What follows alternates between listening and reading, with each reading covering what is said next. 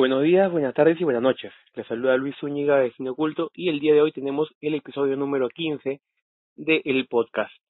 El día de hoy tenemos un episodio dedicado a las películas eróticas. Eh, Aprovechando que todos están en casa y que no se pueden mover, yo sé que este tema lo van a disfrutar mucho, sobre todo los que están en pareja. Y bueno, los que están solos, como en mi caso, bueno, tendremos que ver otro tipo de soluciones. Nuevamente estoy acompañado con Sayo Hurtado, como todas las semanas, como todos los episodios. Hola Sayo, ¿qué tal? ¿Cómo estás? Está Lucho, aquí Say Hurtado de Sin Ensayo, como siempre. Bueno, hemos hecho también una selección bastante rigurosa de películas relacionadas con una temática bastante sensual. Y como ya mencionaste, ¿no? Ya que estamos de cuarentena, quien no esté acompañado podrá estimular su imaginación con estos títulos. De repente no están todos los títulos que se me venían a la cabeza porque también ha primado acá la recomendación de los amigos que han enviado sus títulos favoritos, ¿no es cierto? Ujú, exactamente, sí. Como siempre nosotros en Facebook en Facebook e Instagram hacemos una encuesta de qué películas le gustaría que estén en la lista, ¿no? Entonces siempre usamos esas recomendaciones para poder armar también la lista, en base también a nuestros, bueno, conocimientos, nuestros gustos y sumado también a los votos. Pero bueno, vamos a comenzar con las noticias, como cada episodio. Sayo, ¿cuál sería la primera noticia?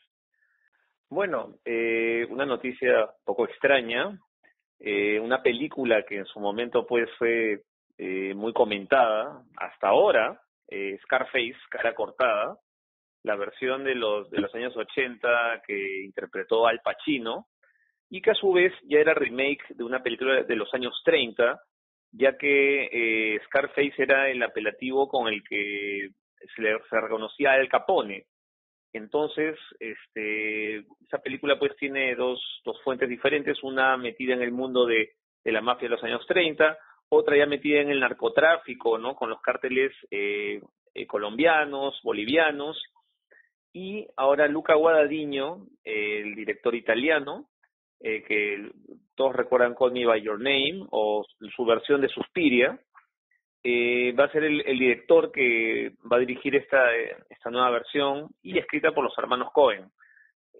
Suenan cosas bastante rimbombantes, ¿no? Los Cohen, que tienen un estilo tan diferente, Luca Guadagnino, que tiene una mirada bastante personal. ¿Qué saldrá de esto, no? Algunos lo dicen con miedo, ¿no? ¿Tú cómo lo ves, Lucho? Sí, a mí realmente igual también me sorprendió la noticia. No esperaba que Luca Guadagnino iba a ser elegido para dirigir, ya que como mencionaste, sería la tercera versión de esta película, bueno, basadas en una novela. La primera fue la de 32, dirigida por Howard Hawks, que estaba más rodeada del crimen y la mafia de Estados Unidos, ¿no? De Chicago, eh, en, en esa película. La de la de Al Pacino ya era un poco más latino, él era cubano, ¿no? El personaje de Al Pacino. Y bueno, yo creo que en esta versión, al tener un director italiano y al tener a los Coen como escritores, creo que también podrían enfocarlo un poco más europeo, ¿no? Como si fuera un mafioso italiano, ya que los Coen también han hecho alguna película de gángsters. Entonces me parecería interesante ver esta nueva versión. Igual eh, le tengo fe, me parece un buen director. Me gustó mucho su versión de Suspiria, así que igual yo esperaré. Lo que sí causa duda es el actor que interpretaría a Scarface, ya que hace un tiempo se había hablado de que podría ser Diego Luna, eh, pero obviamente él sería también un poco más latino, ¿no? Si es que, como yo pienso, se va a ubicar en Italia, entonces como que ya no encajaría en esa temática. No lo sé, ahí sí me asustas, ¿ah? Te juro que con los jóvenes sí me dan confianza.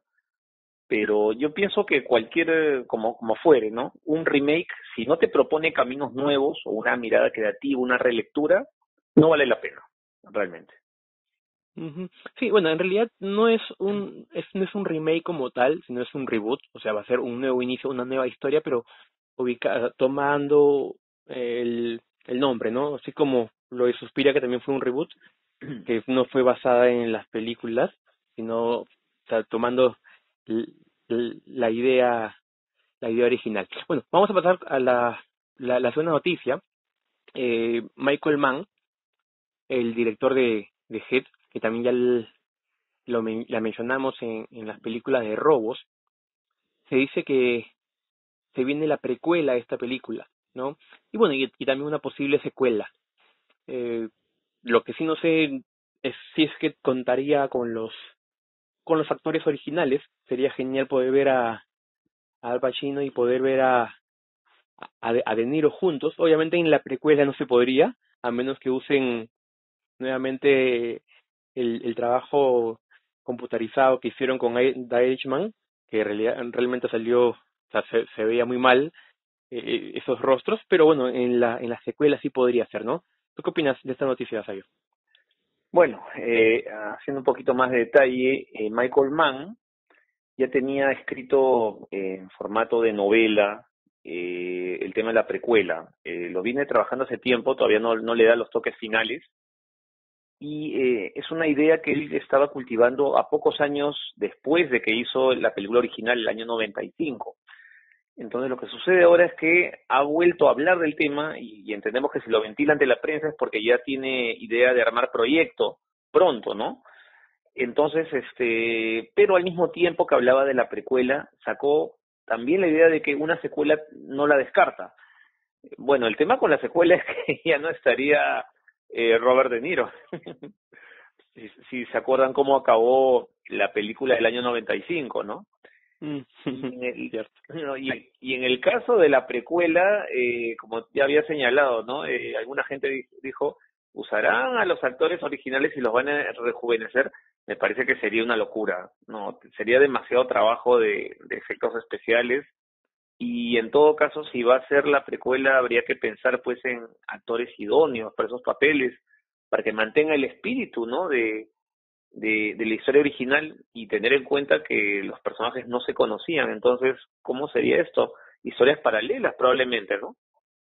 Yo le tengo bastante fe a Michael Mann. Es cada cosa que le he visto hacer me ha gustado. Eh, pero así que, y parecería interesante lo que lo que ha escrito, ¿no? Cómo planea unir esas películas. A mí es algo que siempre me ha interesado. No necesariamente el producto final, sino el hilo conector. O sea, como que el final de la precuela y el inicio de la película que sigue. Entonces, esa parte final siempre me ha gustado conocerla. Así que desde aquí la esperamos. Y bueno, ¿cuál sería la última noticia, Sayo? Bueno, para todos los amantes de los superhéroes, sobre todo de la compañía DC, todos recuerdan lo que sucedió con Liga de la Justicia en el año 2017, la película de Zack Snyder.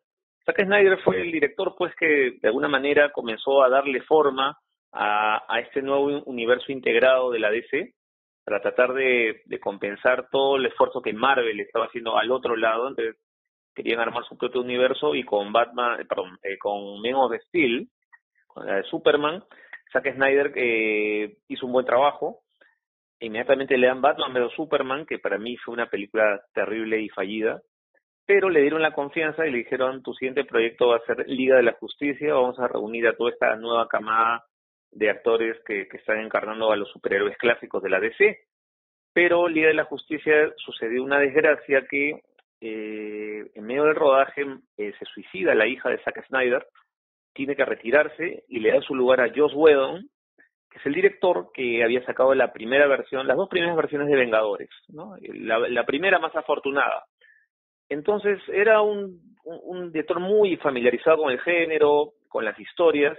Todo el mundo esperaba pues que eso iba a ser una explosión, pero lo que hizo fue rehacer gran parte del rodaje, cambiaron las ideas y el producto final salió una cosa bastante impersonal. Se notaba pues que era algo incompleto, algo intervenido, que había muchas ideas conviviendo ahí, que no aterrizaba ninguna en particular. Ni el crítico ni el público la trató bien, y ahora Zack Snyder acaba de anunciar que la versión, su corte, el Snyder Cut, como le dicen, sería lanzado por HBO Max el próximo año. ¿Tú tienes expectativas ahí, Lucho? Bueno, realmente no, pero yo no soy muy fanático de este tipo de películas, es decir, las he visto, pero no estoy muy enterado de lo que se habla y todo eso.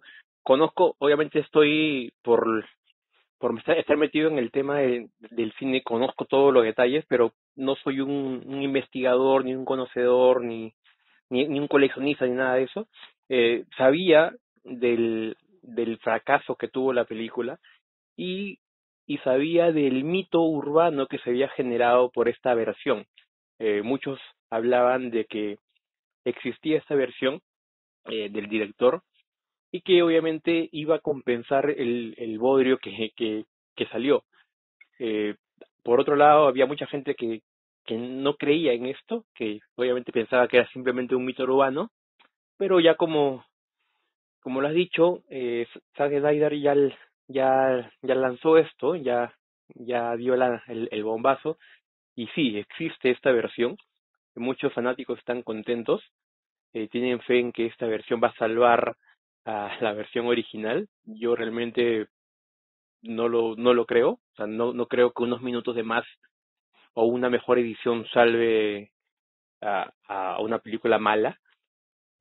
Bueno, eso es lo que creo yo, pero bueno, ya el tiempo me lo dirá igual, obviamente la quiero a ver si es que de repente me equivoco y si me gusta. Y bueno, eso han sido las noticias. Vamos a pasar al tema del día de hoy. Nuevamente les comento que es sobre las películas eróticas. Hemos elegido 10 películas. Obviamente se han quedado muchísimas fuera. Hemos, lamentablemente, hemos tenido que dejarlas, pero hemos armado algo bonito para ustedes. Y, Sayo, ¿con cuál comenzamos? ¿Cuál sería la número 10? La número 10 es Los, del año 2015, de Gaspar Noé, director que es argentino y francés, de dos nacionalidades. Y lo que tenemos aquí es una historia que es una suerte de introspección a una pareja de enamorados, y con el añadido de hacerlo en 3D, ¿no? Una particularidad que le puso el director. Entonces, esa historia básicamente es sobre un tipo que ya tiene su pareja, tiene un hijo, y al recibir el llamado de la madre de su ex, la ex ha desaparecido y la madre tiene miedo que se haya suicidado porque esta chica era emocionalmente muy frágil. Y ocurre que a lo largo del día él tiene los recuerdos así entrecortados, mezclados, de lo que fue su relación con esta señorita, y eran encuentros pues candentes, apasionados, muy explícitos. eh, entonces, con bastante, ¿cómo decirlo? Bastantes planos secuencias. Entonces, es una apuesta bastante arriesgada de Gaspar Noé. ¿Tú cómo lo viste, Lucho? Sí, tienes razón. Reconozco su valentía y su ganas de siempre sorprender, de provocar. Esta película está en la lista básicamente porque por las votaciones, porque es una de las películas, y bueno, Gaspar Noé es uno de los directores que más me piden, más nos escriben, así que se gana su lugar por eso. Es una película, eh, toca temas que normalmente no se ven en el cine. Por ejemplo, es una película con sexo explícito. Cuenta la historia de Murphy, en la que él termina con su exnovia, él la engaña, la amante sale embarazada, así que tiene que dejar a la exnovia. En un momento, en una llamada de la ex suegra, comienza a recordar todo lo que pasó con su ex, con Electra, todo esa historia llena de drogas, de sexo, y bueno, también momentos muy tiernos. Incluso Gaspar Noé también actúa en la película, tiene por ahí un pequeño un pequeño cameo. Es una película que se gana su lugar también en la historia por justamente por salir del cine convencional. Obviamente es algo que Gaspar Noé hace muy bien, que es justamente el sorprender más que el hacer cine, simplemente le gusta mucho más el perturbar, el llamar la atención por la polémica. Recuerdo aún que en Cannes, cuando se estrenó Irreversible, la gente salía corriendo del estreno, así que es algo que a Gaspar Noé le gusta hacer y de eso se trata y lo hace muy bien. Bueno, vamos a pasar con la película número 9, eh, La doncella o The Handmaiden de Chan-wook Park del año 2016. Esta película cuenta la historia de Soke, una jovencita contratada como criada en la casa de una mujer rica, acomodada, llamada Hideko, que vive encerrada bajo, eh, bajo las manos de su esposo, ¿no? Un hombre malvado. Pero lo que no sabe ella es que esta jovencita está planeando junto con otro hombre el estafarla a ella. Bueno, y en el camino van a pasar muchas cosas, hay un acercamiento entre ambas, una especie de gusto y comienzan a ver algo provocador entre ellas. Eso justamente es la parte que hace que esta película pueda entrar aquí, porque bueno, también tiene su parte de thriller, pero tiene bastante la parte sexual, la parte sensual, eh, que justamente son ellas dos son las que se encargan de motivar eso. ¿A ti qué te parece esta película, Sayo? Bueno, este director surcoreano, ya habíamos visto All Boy, una película bastante intensa, muy violenta, también con momentos sexuales más, no como en esta película, quiero decir, más puntuales. Esa historia, la original, la novela en la que se basa, es una novela ambientada en la época victoriana en Inglaterra. Entonces, Park Chan-wook, cuando agarra esta historia, le comienza a buscar paralelos en la historia de Surcorea, digamos que fue un país dominado por Japón, los japoneses fueron bastante crueles, sometieron al pueblo de Corea del Sur, bueno, a todo Corea, que en esa época era una sola. Entonces, el hecho de que una muchacha coreana sea sirvienta y esté en casa de unos aristócratas japoneses, te habla mucho, pues, de un conflicto que viene por décadas. Pero también viene la parte, tú me dirás, ¿qué es lo que define esta película? Lo define la estilización de un ejercicio casi pornográfico. ¿Y qué es lo notable? Que hay una relación de sometimiento aquí. Digamos, no es gratuita la mención al acto sexual en esta película, sino que es un engranaje más del que se vale el director para explicar las relaciones de sometimiento de este tipo cruel que habita en la mansión para con estas muchachas, ¿no? Entonces, es una lectura desde esa perspectiva, pues, que por momentos es sobrecogedora y puede ser hasta atroz, ¿no? Ujú, sí, exactamente. Vale mencionar que es la primera película de época de Chan-wook Park, una película visualmente muy bien diseñada, así que es una película que merece ser vista, una de las mejores películas de ese año, al menos. Bueno, pasamos a la número 8. Cuéntame, Sayo, ¿cuál sería?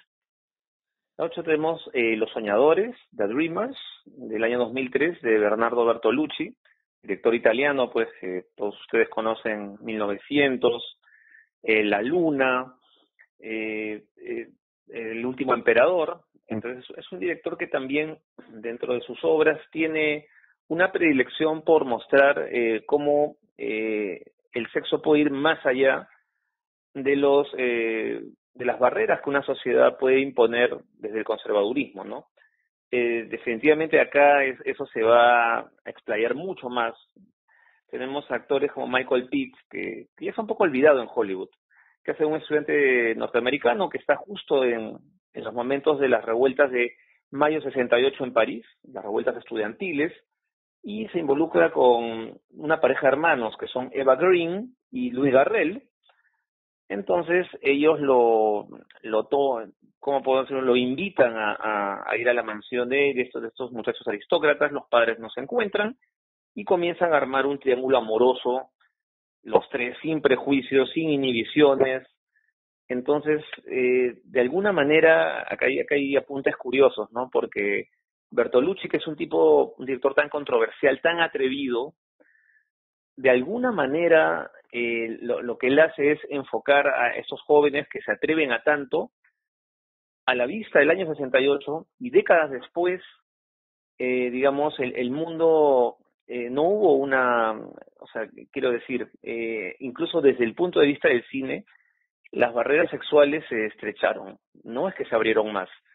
Entonces hay una nostalgia de Bertolucci de ir a retrotraerse a esa época y pensar cuán soñadores fueron los jóvenes, no solamente desde la perspectiva sexual, sino intelectual, de cuán lejos quisieron llegar. ¿Cómo la viste tú, Lucho? Sí, exactamente. Es una película que a mí me gusta mucho, eh, sobre todo por el uso de estos actores jóvenes en ese momento. Eva Green, Luis Garrel y Michael Pitt. Eva Green es su película debut, con esta película se hizo conocida.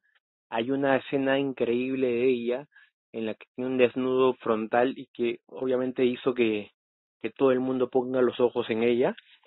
Es una película bastante seductora y bastante ideológica también.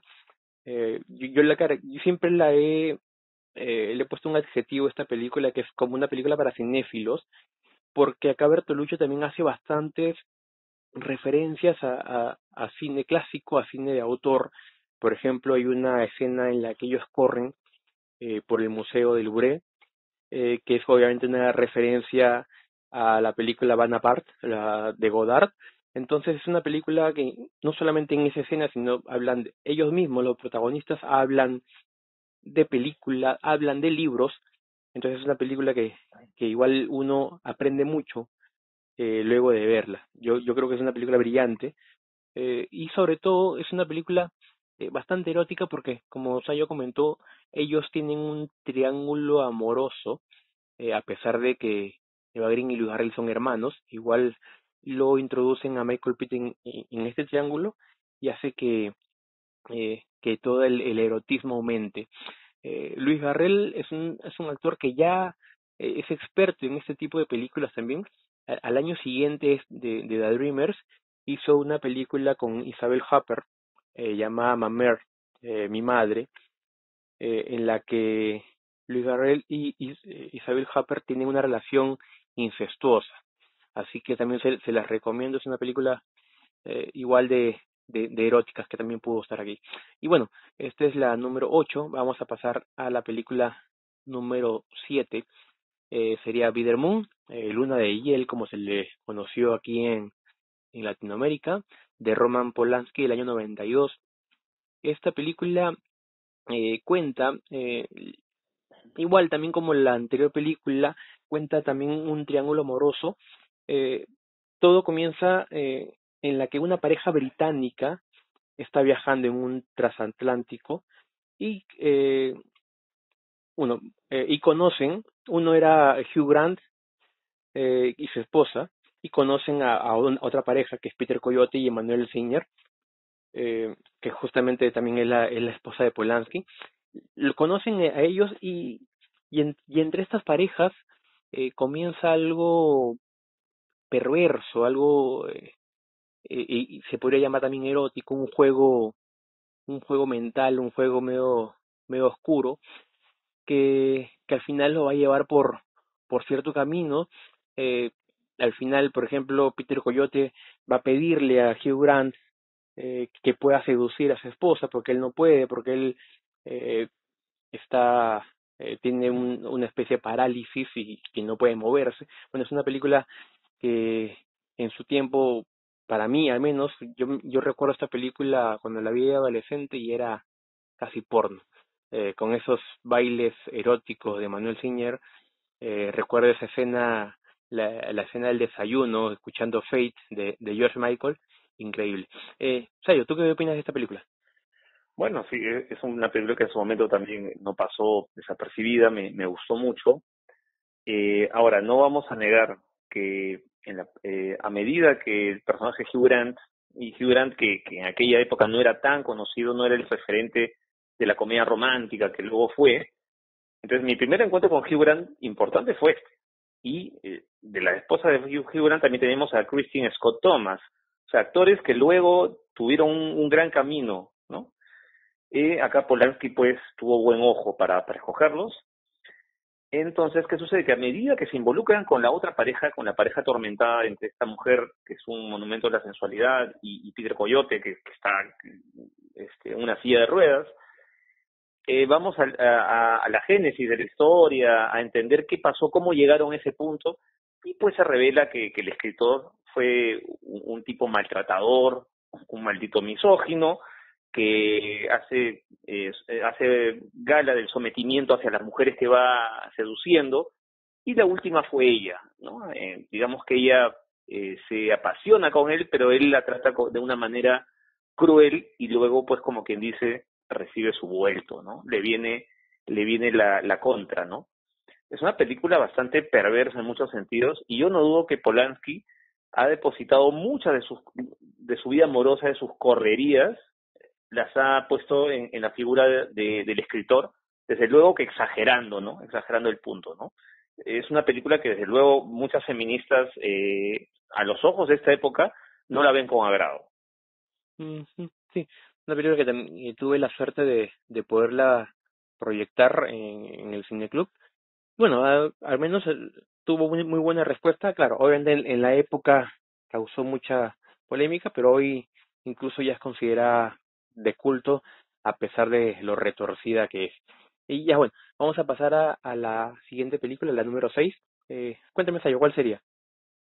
Esta es Emanuel, una película del año 74 de Just Jaeking.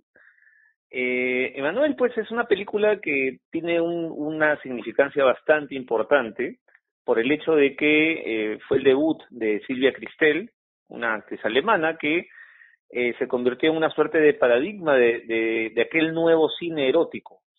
Digamos que el cine erótico ya existía antes de Emanuel, pero a partir de esa película adquirió cierta elegancia, cierta sutilidad, sutileza, dije, sutilidad que estoy hablando.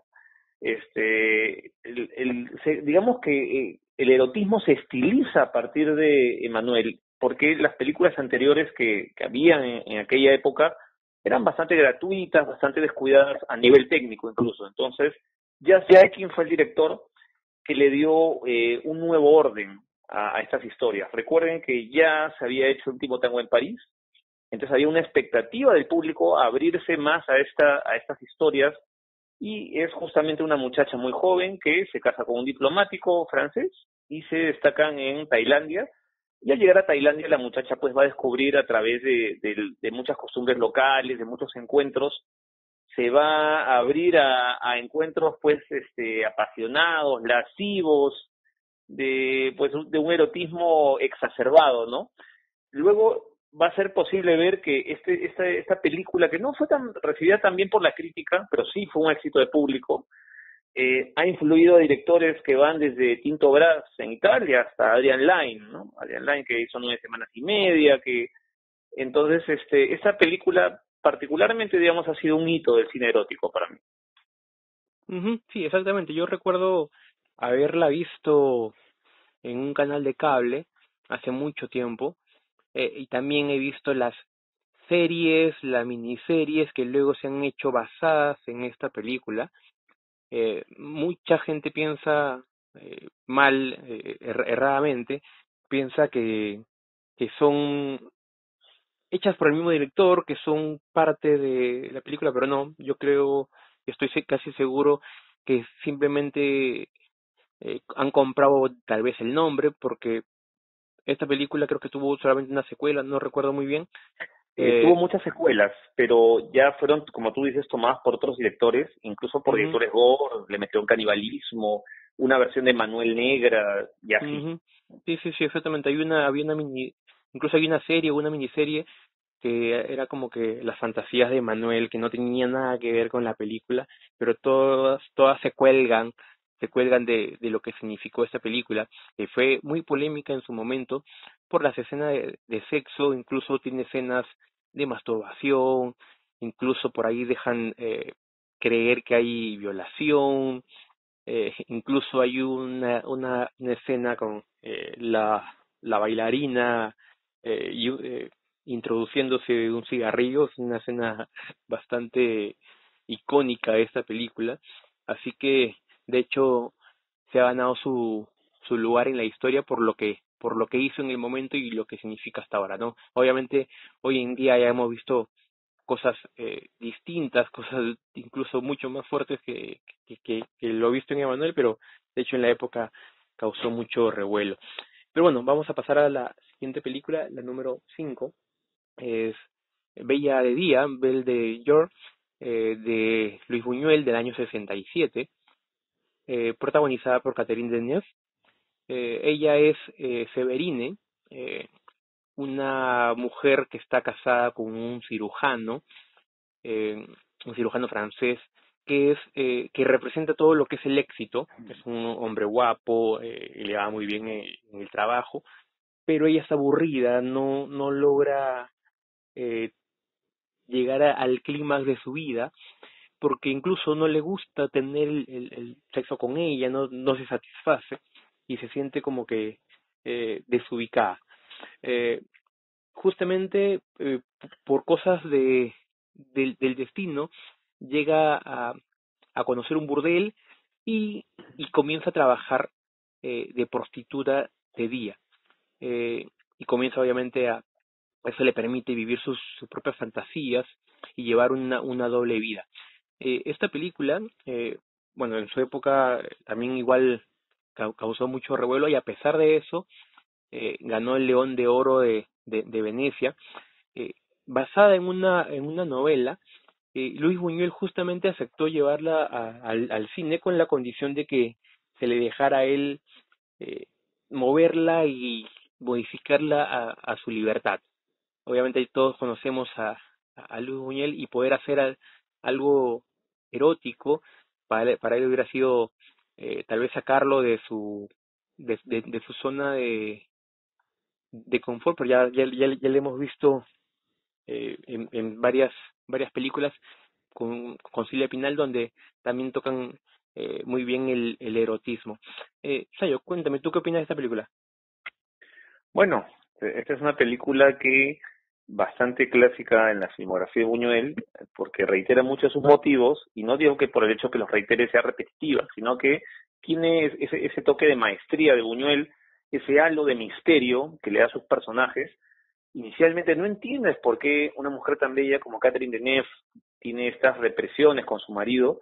Hay un flashback que algo explica, ¿no? Un trauma de niñez que no se explica del todo, pero como te digo, le da la cuota de misterio para pensar que ella al no sentirse realizada tiene que buscar otras maneras de poder expresarse. Entonces, lo que hace Buñuel es sugerir que ella, al hacerse prostituta de día, por eso ella de día, que es su apelativo, se mete a un burdel bastante caro y se somete a toda suerte pues de perversiones, pero no necesariamente son explícitas, son sugeridas.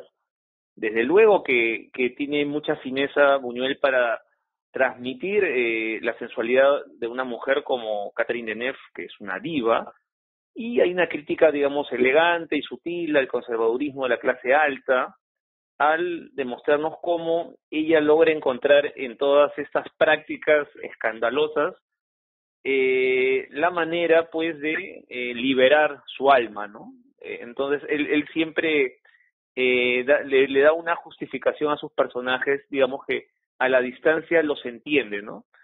Y eso es lo que propone esta película. Ujú, sí, es exactamente.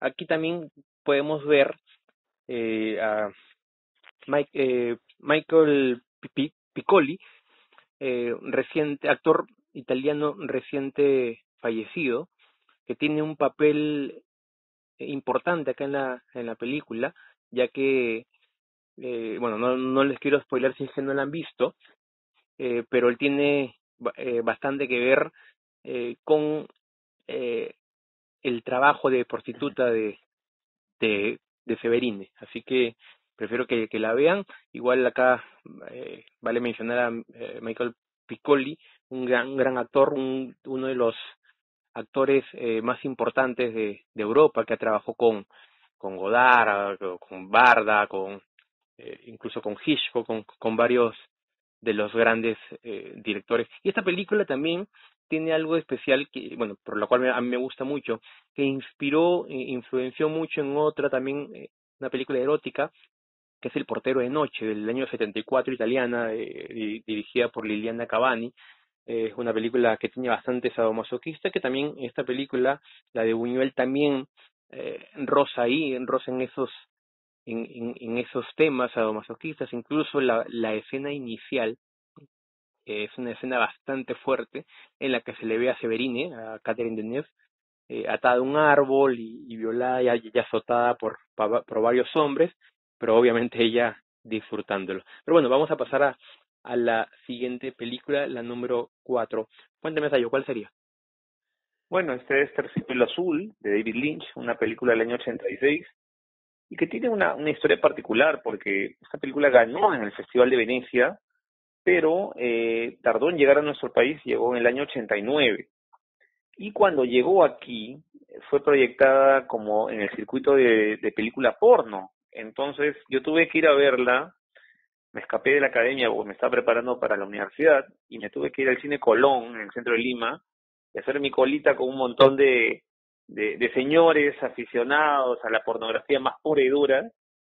Y bueno, ya tenía una recomendación de esta película por una guía de cine que me habían alcanzado. Sabía que estaba allí, no fui al azar, ¿ah? Entonces, es una película extraordinaria, una de mis favoritas de David Lynch, diría yo, y tiene la estructura de un cuento de hadas. Eh, Tiene contrapuntos violentos y sórdidos, desde luego, que es la manera que a Lynch le gusta romper con ese mundo de ensueño, y también tiene la característica de ser atemporal, que mezcla muchas décadas y no sabes ciertamente en cuál de todas ocurre. Entonces, en medio de toda esa magia, un muchacho que es Kyle MacLachlan, que no es su primer papel importante, luego lo hemos visto en Duna. Entonces él quiere resolver un crimen o sospecha que se ha cometido un crimen, entonces se involucra con una cantante de cabaret interpretada por Isabella Rossellini, la sigue y ocurre que en un momento, por querer ayudarla, pues sospecha que algo le ocurre, tiene que encerrarse en un desván y ver, hace de voyeur de ella. Ella desde luego lo descubre y luego lo convierte en su objeto sexual, pero a su vez tiene que volver a esconderlo porque ella es visitada por un mafioso encarnado por Dennis Hopper, extraordinario él en su caracterización de un tipo adicto a una suerte de respirador en la que no sabemos qué sustancia es la que consume. Entonces hay un juego muy curioso entre el actor que es partícipe de estas pequeñas sesiones de orgía y a su vez es testigo de todas las desviaciones y todas las perversiones que sufre esta mujer, ¿no? Es una película que engloba muchos géneros, tiene mucho de policial presente, pero que las escenas eróticas pues son candentes y son muy bien llevadas, perturbadoras sobre todo. ¿Qué te pareció a ti, Lucho? Sí, sí, sí, exactamente. También a mí es una de mis favoritas de Lynch. Como dices, tiene también su parte policial, su parte de thriller, ya que Jeffrey Brownmont, el personaje de McLachlan, él encuentra una oreja en el jardín, y es ahí donde él decide llevarla a la policía, al detective, a un detective, para que investigue esto. Entonces ya comienza esa parte policial, esa parte de intriga, y es ahí donde él, justamente buscando la respuesta a este misterio, es que llega a la casa de Isabella Rossellini, que, como dice Sayo, es visitada por este mafioso, encarnado por Dennis Hopper. Este mafioso es Frank Bot, uno de los, a mi parecer, uno de los villanos o psicópatas más importantes y más despiadados del cine, al menos a mí, su papel me cautivó realmente, me sorprendió, me impactó. Y igual también tengo esa duda hasta ahora de qué es lo que respiraba, porque definitivamente no era oxígeno, era otro tipo de sustancia. Y bueno, yo creo que definitivamente es una película que ya es de culto y va a seguir siempre eh, en boca de todos, ¿no? Una película erótica, neurótica, una película bastante impredecible sobre todo. Y bueno, también, eh, de hecho, también tiene sus toques sadomasoquistas ahí entre Isabella Rossellini y Dennis Hopper. Realmente una gran película que justamente le dio la nominación al Oscar a David Lynch, definitivamente uno de sus mejores trabajos. Y bueno, vamos a pasar a la siguiente película, a la número 3. eh, ya justamente es la segunda película en esta lista de Bernardo Bertolucci y es El último tango en París.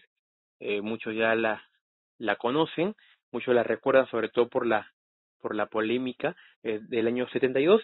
Y bueno, cuenta la historia de un hombre protagonizada por Marlon Brandon, que luego del suicidio de su esposa intenta olvidarse del dolor, intenta enterrar este dolor, y es ahí en ese camino a ese olvido, es que conoce a María Schneider, una jovencita, que bueno, tienen un encuentro así bastante fugaz, y también una relación sexual bastante fugaz. Ellos se encuentran en un departamento que ambos estaban buscando para alquilar y es ahí que ellos deciden tener sexo sin conocerse y bueno, obviamente luego eh, deciden volver a juntarse también sin entablar ningún tipo de relación, simplemente una relación netamente carnal, netamente sexual. Una película que obviamente también en su momento, y no solamente ahora, sino en su momento también causó mucha polémica, fue censurada en varios países. ¿Tú qué opinas de esta película, Sayo? Esa película, digamos, para anécdota, ¿no? Tardó en llegar a Lima. Llegó alrededor entre el año 78, 79. Tuvo una censura, no solamente en el Perú, en muchos países, por su alto contenido erótico, por ser tan atrevida. Y bueno, ya yendo a los personajes, ¿no? El personaje de Marlon Brando, Bertolucci tenía una fijación con Marlon Brando. Marlon Brando pues, estaba en uno de sus mejores momentos actorales y le propone pues hacer una película pues de un nivel de desenfado enorme, pero Brando era un tipo que le gustaban los retos. Entonces, y de alguna manera también lo que tenían pactado era que iban a ir improvisando los diálogos conforme se iban lanzando los momentos, se marcaban arcos narrativos y los situaba en una locación y más o menos había un ejercicio de improvisación. En el caso de Brando, pues extraordinario. Pero él como también es un veterano de Vietnam, su personaje, él es de alguna manera una representación de la miseria humana, de un hombre gris que ya no tiene ninguna expectativa en la vida ni en la humanidad, y que el encuentro con esta muchacha pues bastante más joven, curiosa, una chica pues que quiere ampliar sus fronteras porque también tiene un amor por el cine, y tiene un novio que es cineasta y que es Jean-Pierre Léaud, que fue el niño de los 400 golpes, que de alguna manera irónica lo planta ahí Bertolucci, ¿no? A una alusión al cinema de la nueva ola francesa. Entonces, esta chica curiosa de ampliar esas fronteras se encuentra con este hombre que lo que quiere de ella es explotarla, pues digamos, sexualmente en cada encuentro, llegar a lo escabroso y a lo sórdido, que es lo que lo parece mantenerlo vivo a él. Pero no tiene ninguna expectativa más allá de eso, de construir una relación, de nada, ¿no? Y es lo que de alguna manera marca un camino autodestructivo para esa pareja, ¿no? Ujú. Sí, sí, sí, definitivamente es una película que ha trascendido en el tiempo, no solamente por la narración y el estupendo trabajo que Bertolucci hizo en dirección y por las estupendas actuaciones de Marlon Brando y María Schneider, sino también por todo lo que trajo, ¿no? Esa escena eh, recordada por muchos de la mantequilla, en la que él eh, usa la, usa la mantequilla como lubricante para poder penetrarla. La chica es una escena que a todos los que la vieron la película, incluso a gente que no la ha visto, siempre es algo que llama la atención. Algo también anecdótico que a mí me sorprendió recientemente justamente al investigar sobre esta película para este podcast, es que me acabo de enterar que en el guión original se pensaba que María Schneider, o sea, el personaje que ella interpreta, iba a ser un hombre. Eso es lo que he leído, voy a seguir averiguando sobre eso, me parece un dato increíble, que obviamente la historia hubiera sido totalmente distinta, obviamente no hubiera causado la polémica que hemos que vivimos hasta el día de hoy, no tal vez se estuviera hablando de una de las películas más grandes de la historia tal vez, pero obviamente fue opacada por toda esta polémica. Pero bueno, vamos a pasar a la siguiente película, la número 2. Tayo, ¿cuál sería? Bueno, es El Imperio de los Sentidos, del año 75, película del japonés Nagisa Oshima, que también es un director que dentro del cine japonés marcó muchos hitos por tener una predilección por mostrar lo polémico en torno al sexo, tanto por la explicitez como por hablar en otras películas de homosexualidad y encuentros parecidos, ¿no? Cosas que de repente pueden ser chocantes a la vista de la cultura japonesa más clásica. En este caso, la película se basa en hechos reales, está ambientada en los años 30 y es sobre un hombre, un aristócrata que tiene una búsqueda, una fijación de llegar más lejos en el placer, un hedonista absoluto. Entonces lo que hace es conseguir una muchacha que no solamente no quiere que la muchacha le sirva, sino que se convierta en su compañera en esta suerte de aventura y de ambos hacer un compromiso y experimentar y romper barreras y llegar al máximo placer, lo que los va a obligar a experimentar de diversas maneras, como objetos, con técnicas, algunas hasta sadomasoquistas.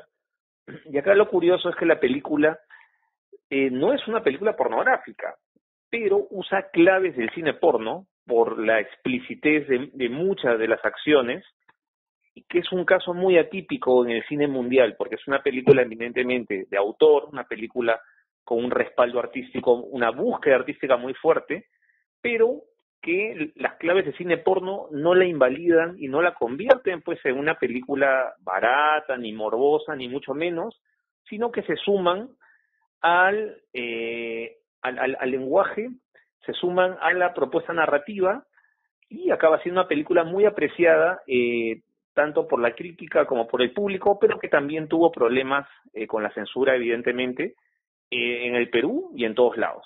¿Cómo lo dices tú, Lucha? Sí, definitivamente es una de las películas más grandes del cine erótico. Yo podría decir que tal vez es la más importante, ya que encierra todo lo que es el erotismo.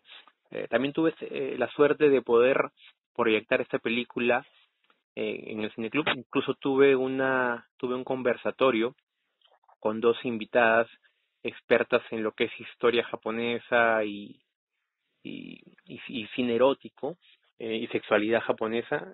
Fue un conversatorio increíble, así que aprendí un poco más sobre esta película. Eh, como mencionó Sayo, ubicado en los años 30, la protagonista, Sada Abe, es una ex prostituta que, bueno, en su retiro llega a trabajar en un hotel como personal de limpieza, pero el dueño del hotel ve en ella eh, alguien con quien eh, poder volar sus deseos carnales, ya que, bueno, como dijo Sayo, es un hedonista, es de repente incluso un adicto al sexo, y es ahí, bueno, incluso él está casado, pero bueno, tiene su pareja, pero igual tiene sexo con ella, y obviamente el sexo que tienen ellos usa bastante el masoquismo, usan objetos, incluso hay una recordada escena del huevo en la que, bueno, sí, no creo que alguien no sepa de esta película sin saber de la escena del huevo en la que él introduce un huevo en ella, y obviamente ya saben por dónde, y bueno, esa escena incluso ha, ha causado también muchas parodias en muchas otras películas. Una película que también tiene bastante sexo explícito, sobre todo sexo oral, y que justamente por esas escenas en Japón causó una gran polémica, una gran censura, incluso fueron perseguidos, fue bastante polémico lo que causó allá.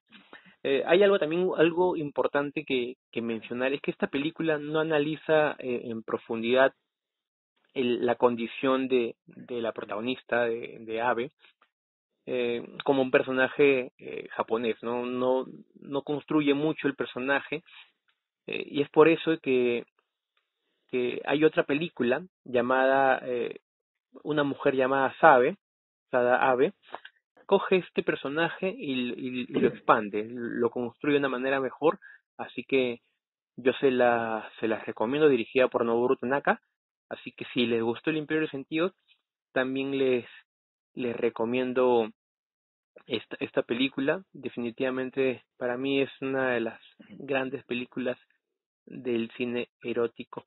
Y bueno, vamos a pasar a la número uno, la película más importante de la lista y la película que muchos han votado, que es Calígula, del gran director italiano Tinto Brass. Nos han pedido varias películas de Tinto Brass para esta lista.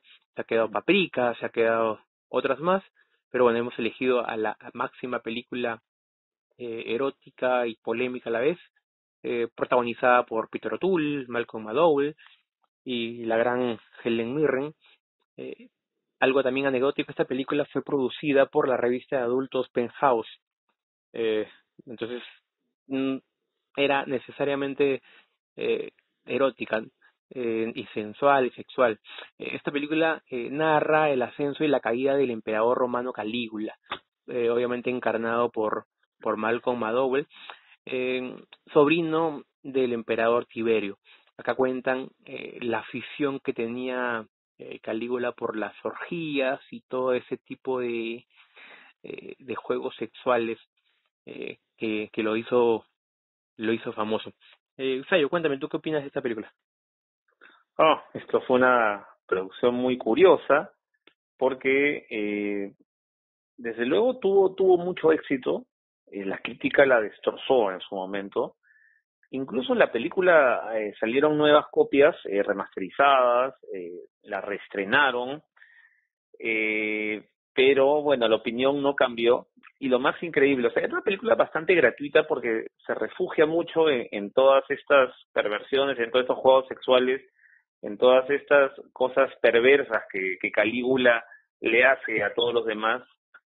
Era una película, como te digo, muy gratuita, pero sin embargo tú ves el casting, y era un casting extraordinario, pues Malcolm McDowell, Peter O'Toole, Sir John Gielgud, estaba pues Helen Mirren. Entonces era un casting envidiable, pero lo que sucedió aquí era que inicialmente se lo dan a Tinto Brass. Tinto Brass pues definitivamente quería hacer algo más artístico, pero por influencia de los mecenas de Penthouse, sobre todo Bob Guccione, que es el fundador de ese imperio, Tinto Brass abandonó a la mitad la película, se hartó, dijeron, no, ustedes quieren hacer otra cosa, y Bob Guccione la termina. Y obviamente ya sabes que las partes que son más clásicas en los diálogos, ya sabes de qué director son, y las partes más perversas ya tienes a quién atribuírselas. Entonces, esto fue una suerte de peplum erótico que dio pie a muchas películas de temática parecida que rescataban pues el Imperio Romano, ¿no? Películas que muy baratas, por cierto, ¿no? y evidentemente pues causó una gran polémica. Eran mayores de 21 con advertencia, me parece, esta película en Lima. Ujú. Sí, sí, es una película que incluso tiene dos versiones. La primera es la que hemos visto, la que, bueno, la más conocida, la comercial, la que se estrenó en los cines, y tiene otra versión eh, que ya incluye muchas más cosas, incluye incluso alusiones al incesto, a la zoofilia, incluso una versión que no la he visto. Yo he visto la versión normal, la versión normal si se le podría llamar, que bueno, igual hay sexo, hay de todo, pero me gustaría ver esta otra versión, a ver qué tan diferente podría ser. Definitivamente es una película que, aunque no es la mejor película o la mejor representante del género, definitivamente es la que tal vez más revuelo ha causado y con el tiempo sobre todo, ya que gracias a su gran reparto es que se ha podido sostener. Pues, yo creo que si no hubiera tenido esta calidad de actores, no hubiera pasado desapercibida, hubiera sido polémica en su momento y ya nadie hablaría, pero al ser Malcolm McDowell el protagonista de La Naranja Mecánica, eh, es que ahora, hoy en día, seguimos hablando de esta película. Y bueno, con Galigo le hemos terminado la lista de 10 películas eróticas. Voy a hacer un recuento de las 10 como siempre me lo piden. La número 10 es Love de Gaspar Noé, la 9 The Handmaiden de Chan Wook Park, la 8 The Dreamers de Bertolucci, la 7 Bitter Moon de Polanski, la 6 Manuel de Josh Jaquin, la 5 Bella de Día de Buñuel, la 4 Terciopelo Azul de David Lynch, la 3 El último tango en París de Bertolucci otra vez, la 2 El imperio de los sentidos de Nagisa Oshima y finalizando Calígula de Tinto Brass y Bob Buccione también, eh, en quien terminó la película. Y bueno, con eso ya hemos terminado. Agradecemos como siempre que hayan llegado hasta aquí, agradecemos la sintonía y que nos escuchen eh, día a día, semana a semana, episodio tras episodio. Sayo, qué te pareció esta lista? Bueno, sí, una lista bastante curiosa. Como ya hemos dicho, se quedaron muchos otros títulos. Ya se los podemos ir recomendando a través de nuestros respectivos medios. Y ahora nos haremos la pregunta, ¿y cuál sería la gran película erótica del cine peruano? No se me Ujú. viene ningún título a la cabeza, pero sí recuerdo algo, para terminar, que el último tango en París fue llevado al teatro aquí, y la pareja que lo representó fue Reinaldo Arenas y Jenny Hurtado, en lo que recuerdo. Interesante, interesante. Yo no recuerdo haber visto películas eróticas, sí algunas bastante vulgares, como la película de Mario Poggi, por ejemplo, o Chicha tu madre, ese tipo de películas en la que, o la de las vedettes, pero algo de erótico creo que no, todavía el público peruano no está listo, creo, para ese tipo Oh, hay, de películas, se podrían espantar. En otros hay una países sí lo peli hemos visto. sí, hay una película de los años 70, Aventuras Prohibidas, que esas películas peruanas que eran de 3 episodios que se juntan y hacen un largo, y una se llamaba La aventura de Fiorella y el hombre araña, y sale Pilar Brescia siendo de escolar, que tiene un novio que era el hermano de Raúl Romero, que ya falleció, y tiene un encuentro sexual, ¿no? Que se dice que esa escena creo que es una de las que más elegantes y más mejor logradas de las escenas de cama del cine peruano, ¿no? Que yo recuerde. Lo que sí recuerdo son series de televisión. Recuerdo Malicia, por ejemplo, ese tipo de series que en su momento las produjo Iguana.